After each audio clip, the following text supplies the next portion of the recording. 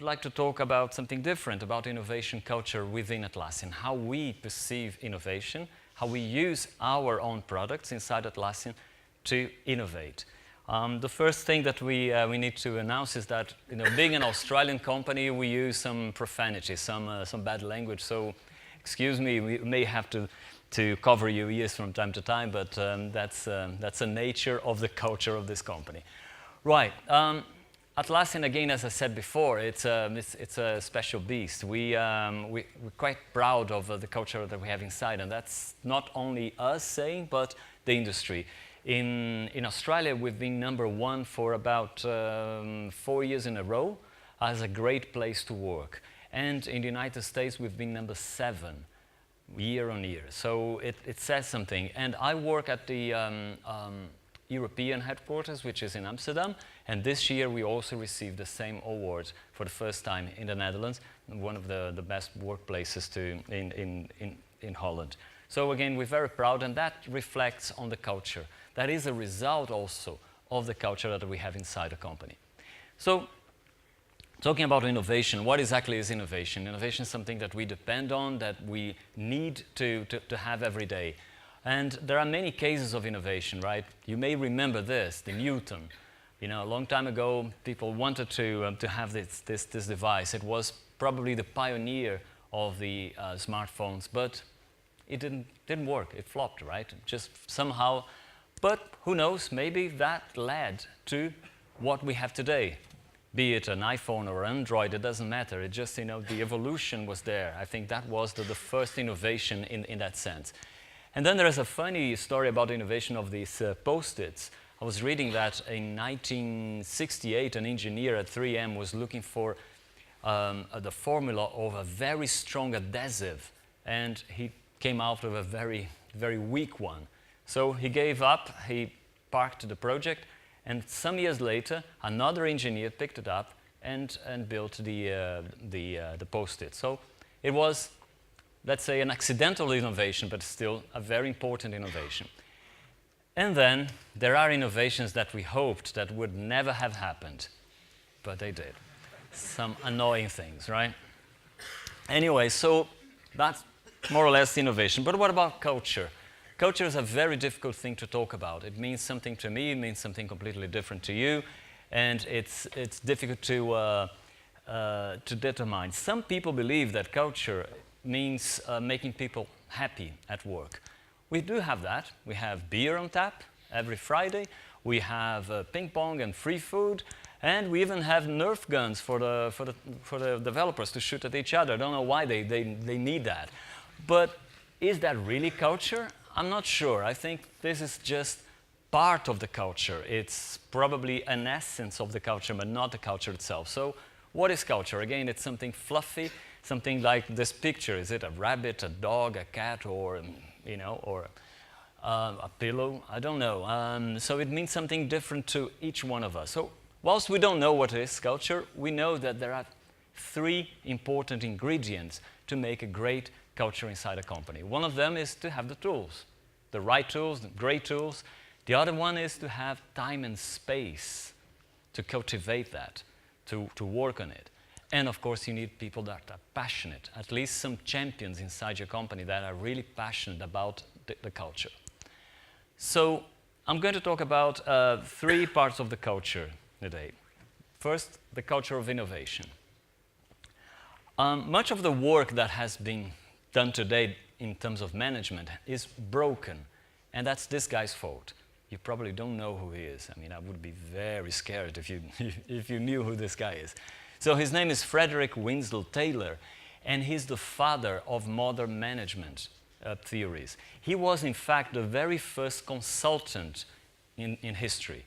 And here is inevitable, and I apologize if there are too many consultants in the room, don't shoot the messenger, but there is this joke about consultants, right? Consultants are those who come uninvited.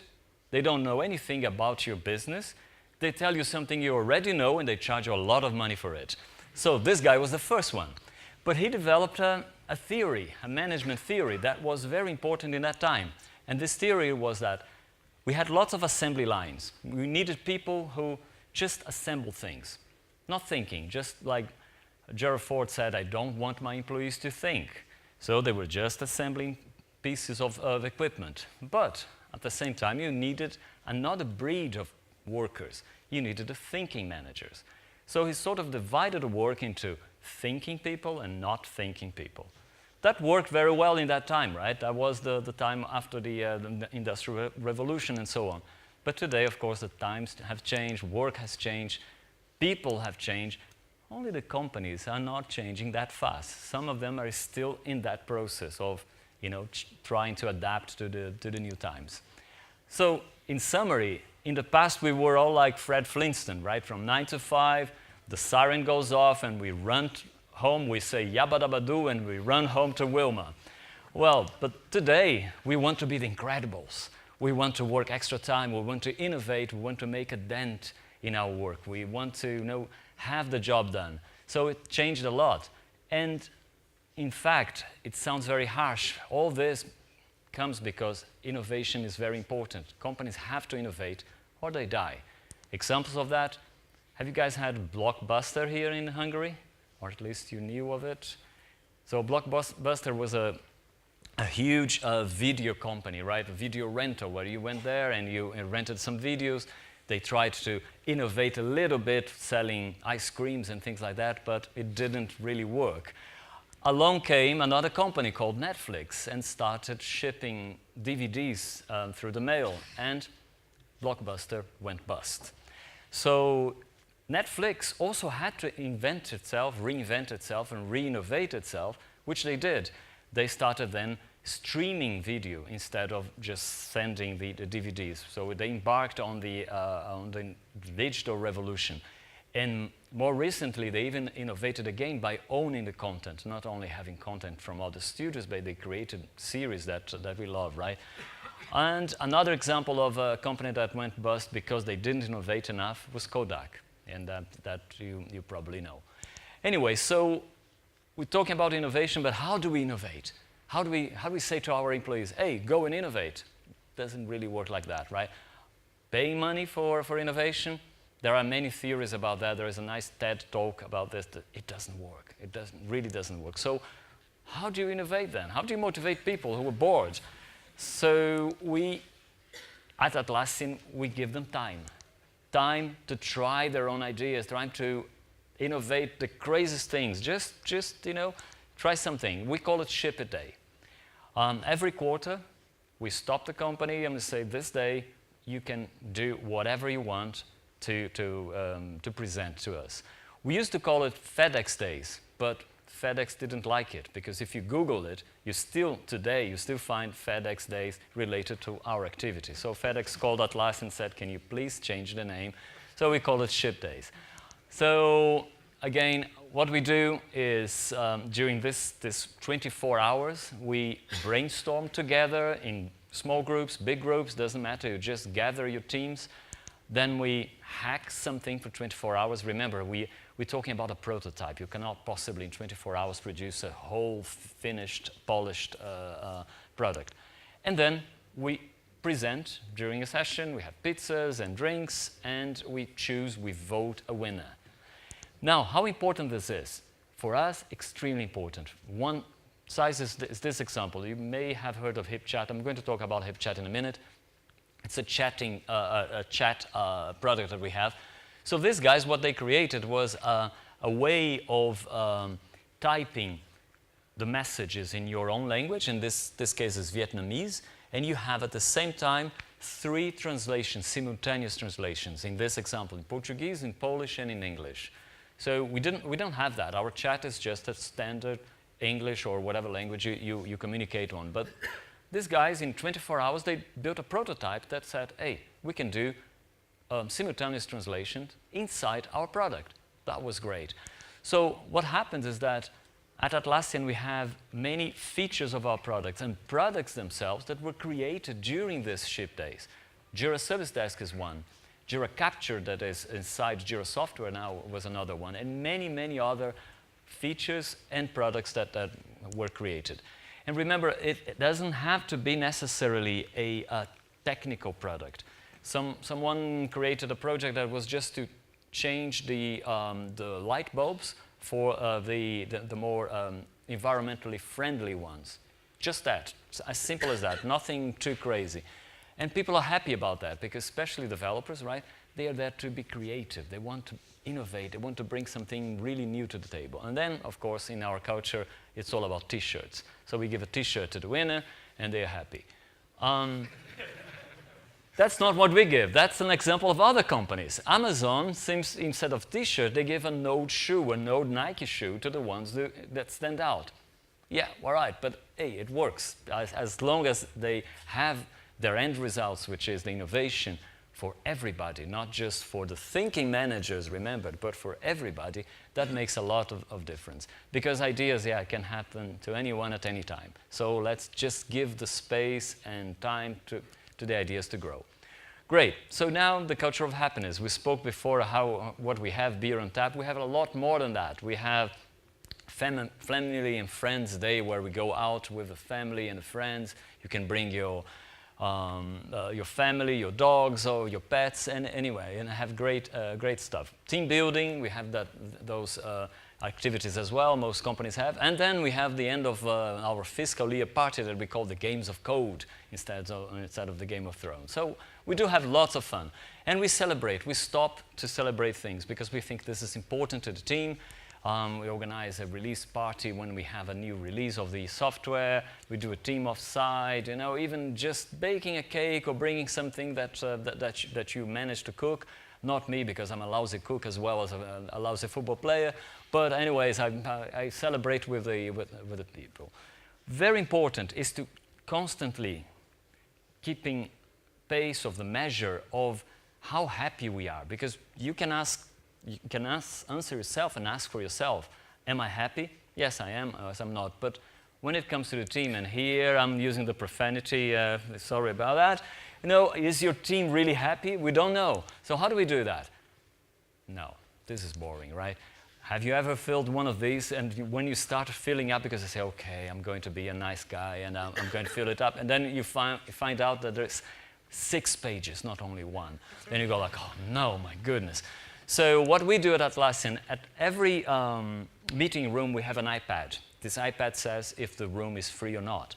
But when it goes idle, it shows something like that. How are you feeling today? So I walk by and say, click.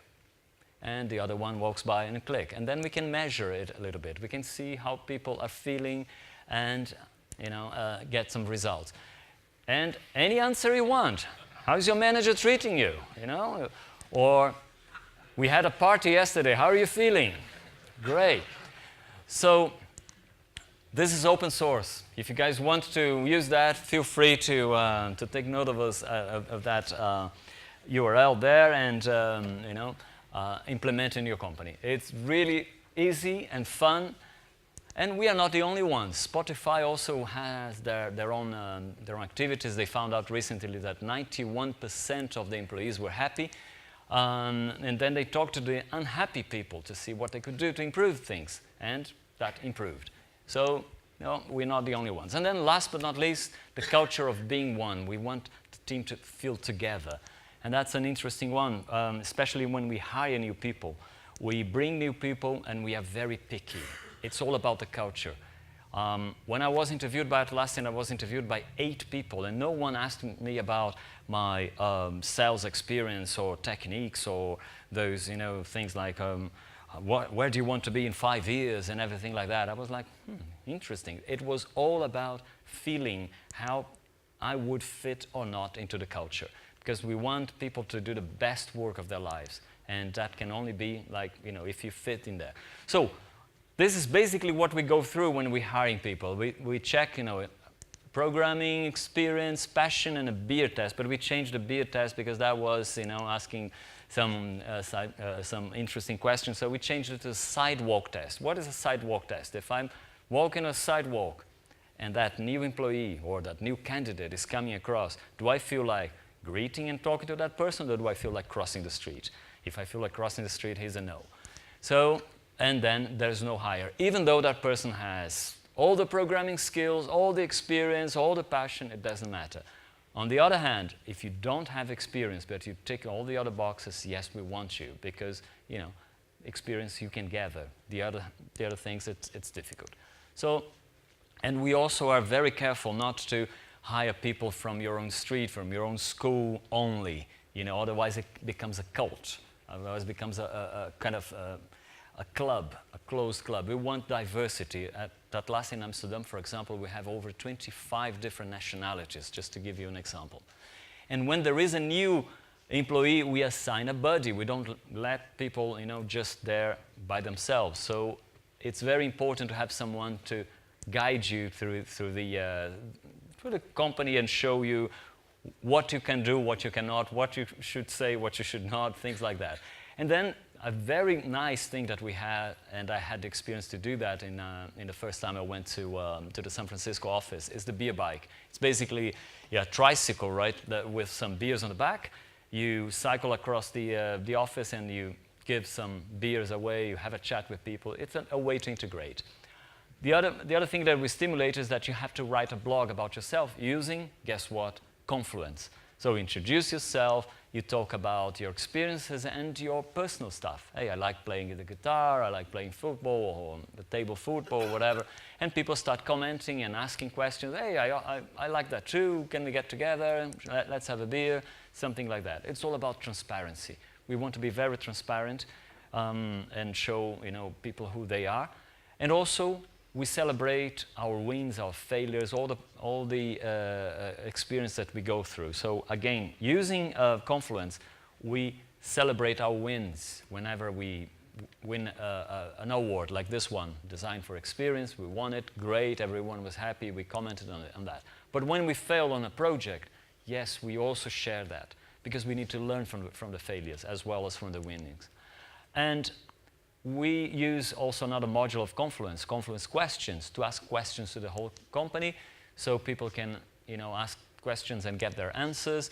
And we have once a month, we have what we call our all hands. So the founders, or at least high management, will be there talking to the people, streaming to the other offices, and you can ask questions. The craziest questions. One of the craziest questions I've read there was someone was asking one of the founders of Atlassian, Mike and Scott, what is your favorite Christmas movie and why is it Die Hard? And he went like, how do I answer that?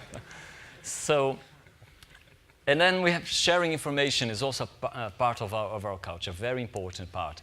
Talking about transparency, let's just travel in time a little bit here. We at Atlassian, we do not use telephones. I do have my mobile phone, but it's my own. It's not Atlassian's telephone. Mail, as I said, we are at war with.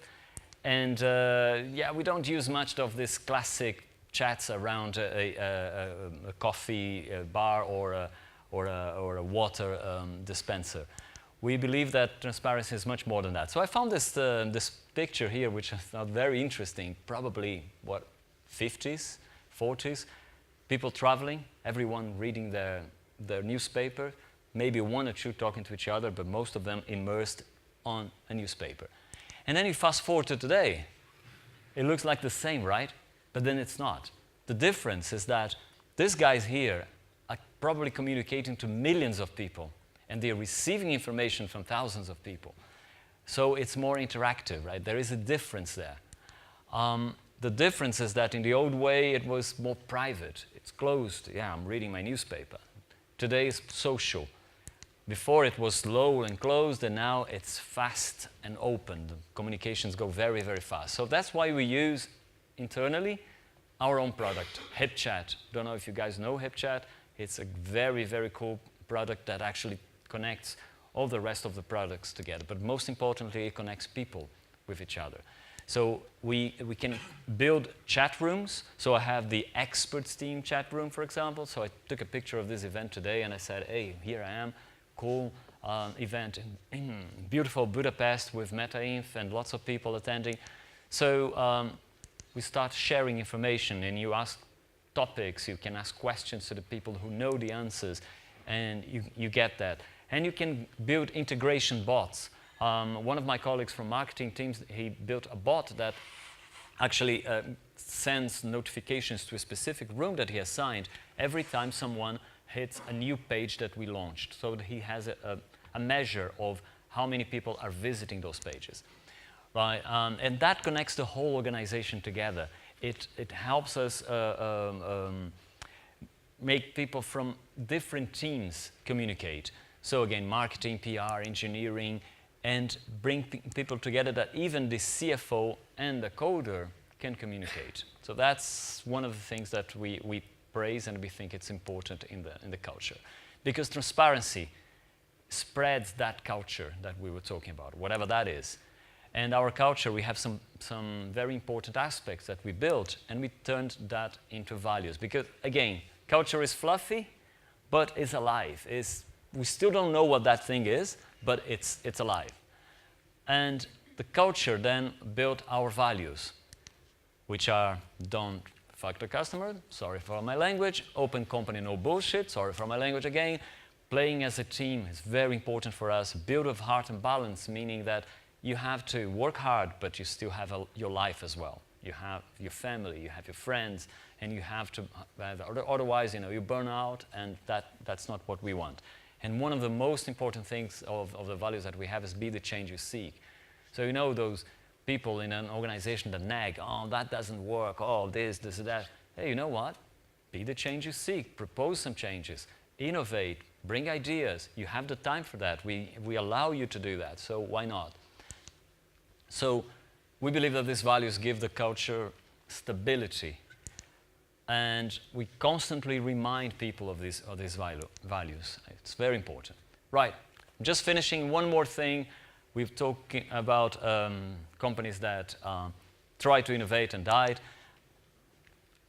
Does anybody remember Ping from Apple? Probably not, right? Not even me. Well, it was there for a while and it died. It doesn't matter because products, they come and go, but the culture is what stays. And that's what's important. So again, you may want to reflect that for your companies and make sure that you can adjust that to your reality. And thank you. That was all from me. Yeah, I've just heard that I had more time than I...